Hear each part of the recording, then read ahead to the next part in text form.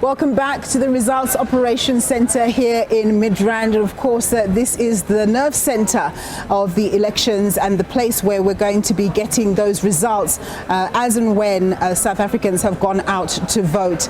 I'm joined in studio by Dr Ronesh Dhawraj. He's the Head of Research here at SABC News. Thank you very much for joining us, Doctor. Hi, Nombo. Always great to be with you guys. Good stuff. So a big issue, of course, is going to be voter turnout. Yeah. Give us a sense of what transpired in the last elections, 2019 elections. Well, Nombo, as you know, in 2019 we experienced the lowest voter turnout in terms of general elections since 1994. Voter turnout in 2019 touched an all-time low of 66%. If we look at provinces like KZN, Free State, Mpumalanga, they had a voter turnout of less than 10% from 2014. In Eastern Cape it was 8% less, in the Western Cape 7%, and Gauteng 5%. And I think why voter turnout is going to be very instrumental in these elections is, of course, because of the Section 24A notices.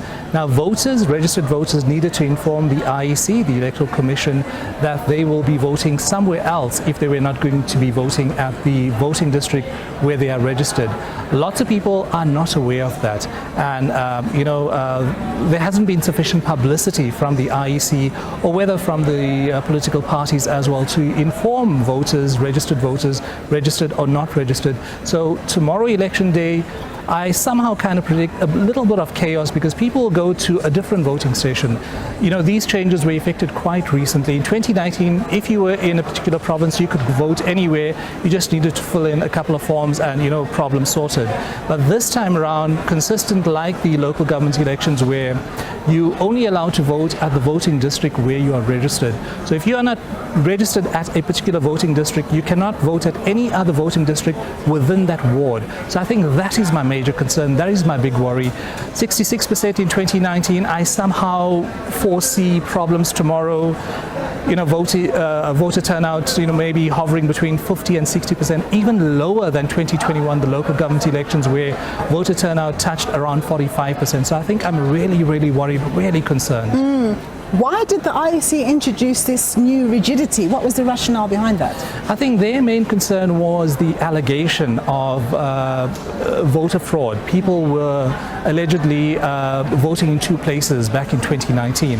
There hasn't been evidence to prove that, but the IEC says they rather be cautious this time around than actually introducing new problems. Recently, the CEO of the IEC actually came to the SABC at Auckland Park, and one of the questions that we posed to the CEO is that, looking at 2019, voter turnout was suppressed, the lowest since 1994 at 66%. You guys are introducing this new measure. Are you not concerned about even suppressing the turnout even more in this election? And the CEO said, we are concerned, but we're more concerned about getting everything right, ticking the right boxes in these elections. They'd rather not have those allegations of possible voter fraud in these elections than people not, being turned away at voting stations where they are not registered at. Yeah. But in doing that, they then create unintended consequences. So, Ron, of course, you've been watching this space for years. When you've been looking at the election campaign this year, how does it compare in terms of its intensity relative to previous election years? I think, honestly, Nompu, I think it's been very subdued. I think previous elections, I think the hype was there, the energy was there. It's also 30 years of democracy. I'm not seeing key messaging around the 30 years of democracy theme. And I think that was something missed by all political parties because that's a possible campaigning issue. If I take you back to 2004, where South Africa was celebrating 10 years of democracy, I think the ANC capitalized very nicely on that theme. And in that year, the ANC actually surged to its best ever result, getting close to 70% of the vote in 2004. And since then, obviously, 2009, we saw the ANC experiencing its first decline. So I think that message was missed in these elections.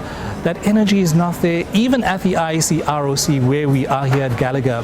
I'm not feeling that vibe. Maybe that vibe will come tomorrow, but looking at the campaigns of other parties, if you look at the DA, obviously, the DA, lots of negative campaigning. We saw the issue of the flag burning. They made a request to the US for, possible observation of these elections.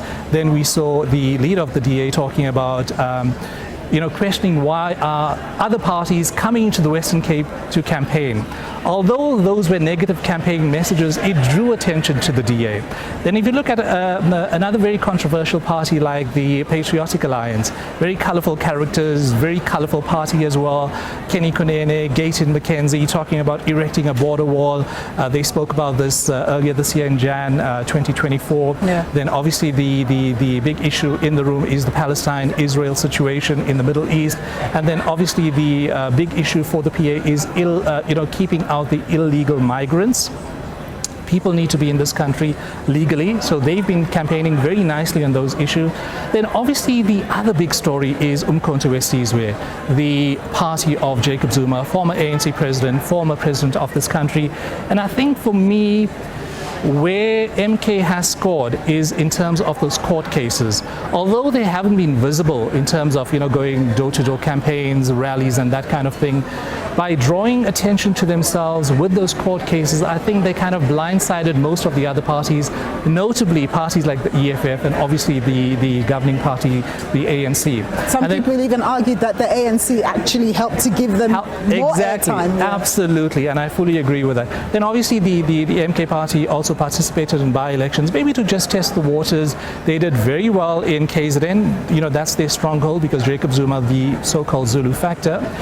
And then they also contested by-elections in the Eastern Cape, the Northwest, Limpopo and Mpumalanga.